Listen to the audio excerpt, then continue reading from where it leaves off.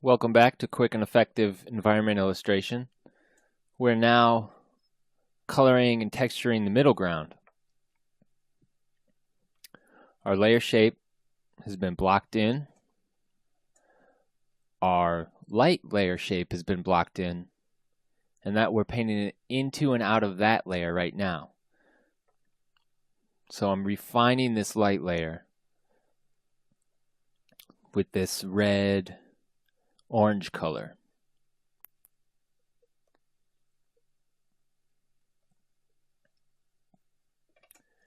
And I'm creating the light layer shape, just like we have the mass of the whole mountain that we can paint into with a large texture brush. I'm going to have the same thing with this light layer shape that I can paint into with a little lighter or darker color and texture to really pop the light side as well as the dark side with color and texture of this mountain. So I'm using the same technique we've been using with painting out, carving back in, and just refining that edge. But now I have even more variation in the edge. When we block these in, we just use a hard round brush, block in the main shape. Then we use a texture brush and carve out the main interesting shapes. And now we zoom in 100% and we finish up refining. We add all the details, we clean up edges. The main thing I'm doing is cleaning up edges that still look like the hard round brush, laying down marks to bring the image to life more, to make it read completely as what I want it to be. So I want this shape to represent the light side of this mountain. And I get that by carving the shapes out correctly, so that if this was a 3D mountain, whatever's facing left basically is in this red color right now.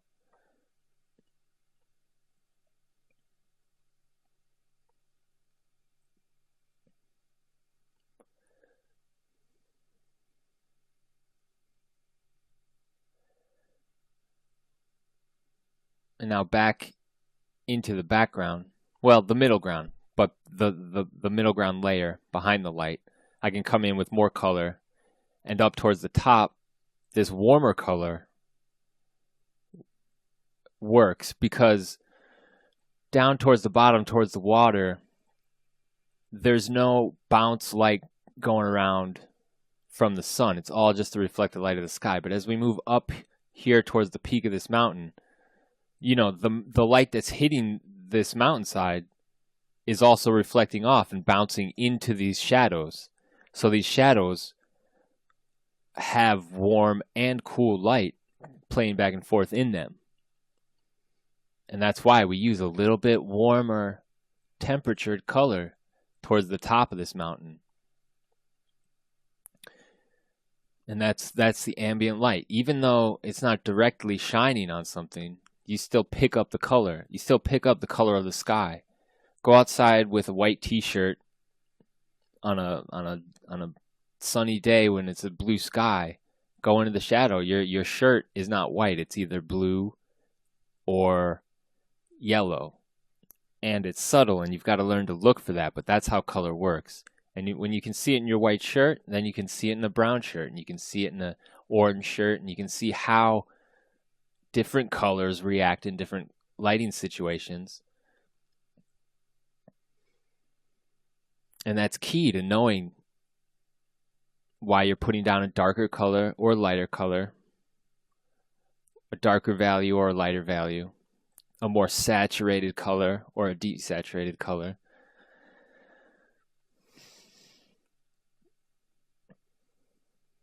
And so you've got to think about that. I think about that when I pick this color.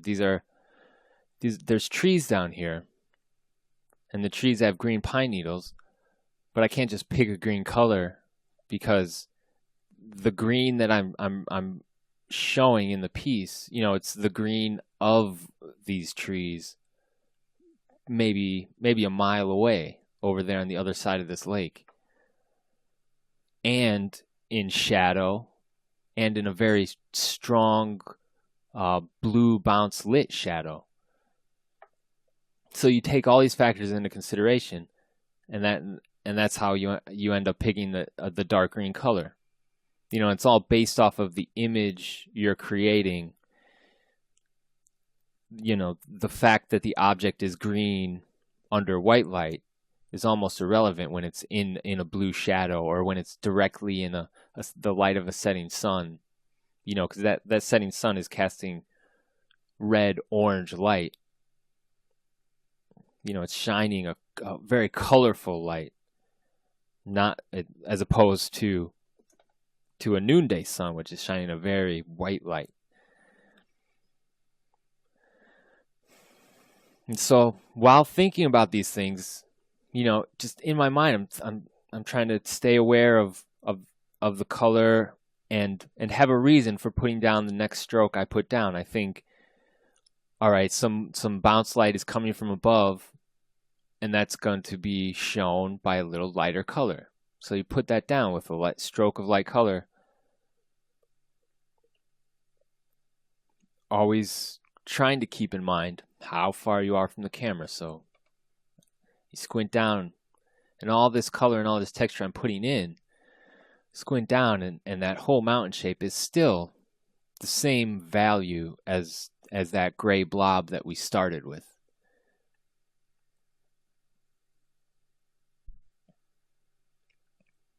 Now moving a little further into the middle ground, a little closer, this wooded area, this is just a fun landscape to paint. It's because it's that middle ground distance where I'm using brush strokes, I'm using the tools to get the effect, to get the impression of the landscape. But I don't have to go into it like I will in the foreground and paint the top of a rock or the bottom of a rock, or carve out how the path is, or carve out the light sides and dark sides of objects. At this distance, I get to freely just use brush strokes and use the texture and color that results from using a variety of brushes to slowly build up the impression of this landscape in the distance. It's an implied, because if you think about when you're out in a landscape, if you're looking at the focal point, if you're looking at something, in the case of this image, it's towards the top of this tree where the sun is hitting that mountain. If you're looking there, you don't actually see what's happening down here in this landscape area. You see an impression of it. You see a texture and a color, and you recognize it in your peripheral vision as the landscape. But in these paintings, we're trying to reproduce that effect by keeping things just simply color and texture outside of the focal point. So it's recreating the impression that you see when you're out there viewing a landscape like this. Or even if you're just looking at the photo, but when your eyes are looking at something, everything else has a certain impression due to the fact that you're not looking directly at it. And that's key to keep in mind with landscapes and environments, because they're large images where a big portion of the image is there to support the focal point. Everything doesn't have to be finished to 100% all around, or else it'll be lifeless and it won't read as an image, as a representation of something you're looking at. It won't really have the feel of being there.